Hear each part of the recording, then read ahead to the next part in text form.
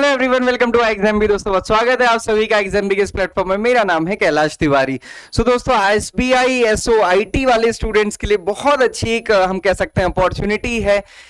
मैं हमेशा इसको ऐसे कहता हूँ, किसी भी स्टूडेंट को ऐसे समझ सकते हैं, जितने भी स्टूडेंट्स प्राइवेट कॉलेजेस या फिर आईआईटीज को छोड़ दें तो आप सभी को पता है कि पैकेज की क्या लिमिट है प्लेसमेंट में जो हो रहे हैं। बट एसबीआई ऐसे में लेकर आया है गवर्नमेंट जॉब, सिक्योर जॉब, और वो भी 18.67 लाख के पैकेज के साथ। फ्रेशर्स इसमें एलिजिबल है। सो एक बहुत बड़ा क्वेश्चन आ रहा है स्टूडेंट्स का, सर जब असिस्टेंट मैनेजर में कोई भी एक्सपीरियंस रिक्वायर्ड नहीं है तो ऐसे में जो सर्टिफिकेशन दिए हैं उसका क्या वेटेज है? अगर मेरे पास इतने सर्टिफिकेशन है तो क्या होगा, अगर मेरे पास सर्टिफिकेशन नहीं है तो क्या मेरा पीछे रैंक हो जाएगा? वो सारे आंसर मैं आज आपको करने वाला हूं, और भी एलिजिबिलिटी से जो रिलेटेड क्वेरीज हैं वो हम डिस्कस करेंगे। फर्दर आपका कोई भी क्वेश्चन होगा दोस्तों आप पूछ लीजिएगा, क्योंकि फॉर्म जल्दी फिल करके आप जल्दी प्रिपरेशन शुरू करना शुरू करेंगे तो आप उस मोड में आ पाएंगे, अदरवाइज फिर लास्ट दिन तक डाउट रहता है। अपॉर्चुनिटी कैसी है? एक जो हम कहते हैं मोटिवेशन, डोपामिन बूस्ट, वो तो यहीं से आपको मिल जाएगा। 18.67 लाख का पैकेज, जो भी गवर्नमेंट जॉब में, और वो भी सिलेक्टेड सिटीज में। क्वेश्चन है एलिजिबिलिटी की क्वेरी से रिलेटेड। देखो हमेशा ये ध्यान रखिए कि बच्चे कहते हैं सर मेरे को भी डिग्री मिली नहीं मिली, कोई कहता है ये नहीं, तो आपके पास जो भी क्वालिफिकेशन है एज ऑन 31 ऑफ मार्च होनी चाहिए। आपके पास जो सर्टिफिकेट्स हैं वो एज ऑन 31 ऑफ मार्च 2024 होने चाहिए। आपने डिग्री लास्ट ईयर कर ली, बट मान लीजिए कि आपके पास वो सर्टिफिकेट नहीं था, आज वो आपके पास सर्टिफिकेट आया, अब ये तो सितंबर हो गया, बट आपने डिग्री तो लास्ट ईयर कर ली थी ना, तो वो एलिजिबल होता है। बट आपका ये फाइनल ईयर था और आपको जो डिग्री मिली है वो सितंबर मंथ में मिली है, फिर आप एलिजिबल नहीं होंगे। ये ध्यान रखिएगा कि आपकी क्वालिफिकेशन मतलब 31 मार्च 2024 तक आपकी डिग्री कंप्लीट होकर आपके पास होनी चाहिए। मार्कशीट हो, पीडीसी हो, डिग्री हो, ये सारी चीजें चल जाती हैं।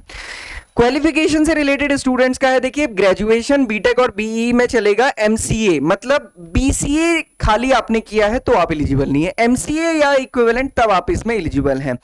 सिमिलरली एमटेक और एमएससी इन कंप्यूटर साइंस और कंप्यूटर साइंस, ये सारे स्टूडेंट्स भी एलिजिबल हैं। अब आपको देख लेना है कि या तो ये या तो ये या तो ये होना चाहिए। ऐसा नहीं है कि आप इसमें इसके इक्विवेलेंट मानेंगे, इक्विवेलेंट में वो डिग्री होनी चाहिए जो इक्विवेलेंट रिकॉग्नाइज की जाएगी। अब देखिए दूसरी चीज यहां पे बहुत इंपॉर्टेंट लिखा है, ये क्या है? अदर क्वालिफिकेशन, और इसकी कैलकुलेशन भी इसी डेट में होगी। जैसे यहां पे ये क्या लिखा है? प्रिफर्ड सर्टिफिकेशन, मतलब प्रिफर किया जाएगा, कंपलसरी नहीं है, एसेंशियल नहीं है तो ठीक, नहीं है तो रिजेक्शन नहीं होगा, बट है तो आपको प्रेफरेंस मिलेगी। प्रेफरेंस का क्या मतलब होता है? 4 बच्चे खड़े हैं, है ना, चारों बच्चों ने बीटेक किया है सीएस और आईटी से, एक के पास 3 सर्टिफिकेशन, एक के पास 2 है और 2 के पास कोई सर्टिफिकेशन नहीं है, ठीक है। तो अब आप इसमें आप ऐसे ही समझ सकते हैं कि जिसके पास 2 सर्टिफिकेशन है उसको प्रेफरेंस दी जाएगी, फिर जिसका 1 सर्टिफिकेशन उसको प्रेफरेंस दी जाएगी, और इन दोनों बच्चों में जिनके पास कोई एक्सपीरियंस नहीं है उनके रिटर्न मार्क्स और उनकी इंटरव्यू में उनकी परफॉर्मेंस कैसी थी उसके बेसिस पे मार्क्स मिलेंगे। बट यहां पे एक चीज ध्यान रखिएगा, अब हम ये नहीं कह सकते कि ओवरऑल इन दोनों बच्चों के सिलेक्शन के चांसेस कम है, क्योंकि 70% वेटेज रिटर्न एग्जामिनेशन का है। अगर वहां पे जिसके पास 2 साल का एक्सपीरियंस है, अगर वो अच्छा मार्क्स नहीं लेकर आया और इनसे हाफ मार्क्स आए तो भी उसका सिलेक्शन नहीं होगा। तो इसलिए किसी भी कंडीशन में आपको निराश नहीं होना है, ये क्लैरिटी रखनी है कि हर चीज किस पे डिपेंड करेगी? आपके मार्क्स पे। बट इंटरव्यू में डेफिनेटली वेटेज उन स्टूडेंट्स को थोड़ा सा ज्यादा मिलेगा जिनके पास सर्टिफिकेशन, और ये नोटिफिकेशन में उन्होंने मेंशन किया हुआ है। बट आप अपना डिफरेंस कहां पे बना सकते हैं? दोनों ही जगह बना सकते हैं। इंटरव्यू में परफॉर्मेंस भी अच्छी होनी चाहिए, जरूरी नहीं कि सर्टिफिकेशन अच्छा है बट आपका इंटरव्यू अच्छा ना जाए, तो हो सकता है आपको किसी फ्रेशर से भी कम मार्क्स मिले। तो अगेन वो सारा कुछ डिपेंड करता है आपकी ओवरऑल आप कैसे परफॉर्म करते हैं। अब देखिए यहां पे ये सारे सर्टिफिकेशन दिए हैं, इंफ्रा क्लाउड ऑपरेशंस में ओरेकल सर्टिफिकेशंस है, नेटवर्किंग के इंफ्रास्ट्रक्चर है, नेटवर्किंग ऑपरेशन है, टेस्टर के लिए, आईटी रिस्क के लिए, ये सारी चीजें प्रिफर्ड है। अब किसी के पास 1 सर्टिफिकेशन है तो उसको उसके अकॉर्डिंग प्रेफरेंस दी जाएगी, किसी के पास 2 है तो उसको उसके अकॉर्डिंग प्रेफरेंस दी जाएगी। अब आप यहां पे देख सकते हैं virtualization, cloud computation, additional certificates भी यहां पे मेंशन है। अब देखिए यहां पे लाइन क्या लिखी है? Candidate having more than 1 certificate will be given preference.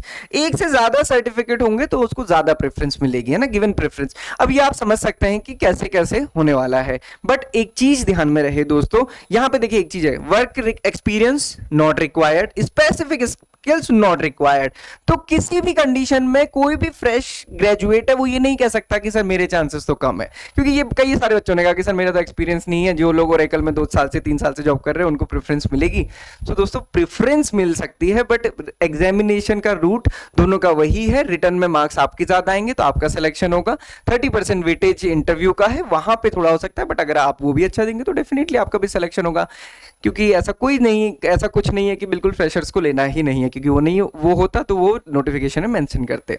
सो दोस्तों इसको बहुत अच्छे से प्रिपेयर कीजिए। कोर्स कंटेंट आपको हमारी वेबसाइट पे मिल जाएगा, आप examb.com विजिट कर सकते हैं। किसी भी डाउट क्वेरी क्वेश्चन के लिए आप हमें कनेक्ट कर सकते हैं। This is all for today दोस्तों, बहुत बहुत धन्यवाद और आपका दिन शुभ हो।